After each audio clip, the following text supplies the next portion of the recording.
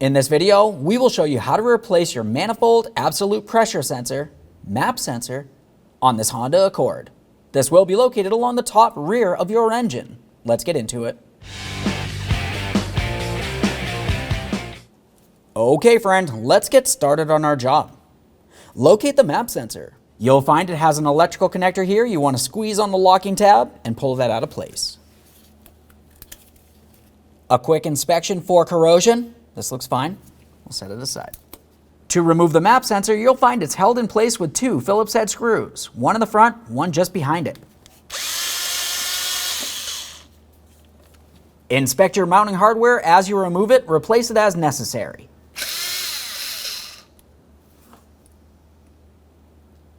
Take hold of that, lift it up and out of place.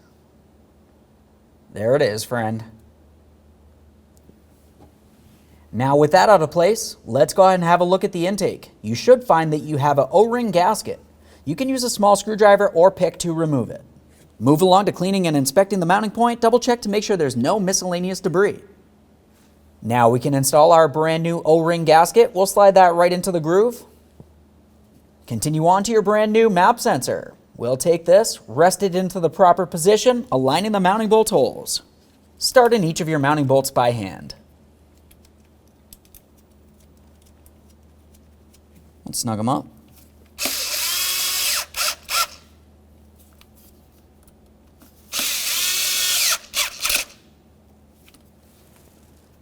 Double check to make sure it's secured in place. Now it's time for our electrical connector. Press it in, listen for a click, give it a tug to make sure it's secured. Okay friend, we finished our installation. At this point, you want to go ahead and hop in the passenger compartment, start up your vehicle, let it run for a while, make sure you have no check engine light, no running condition, take your vehicle for a road test. Thanks for watching.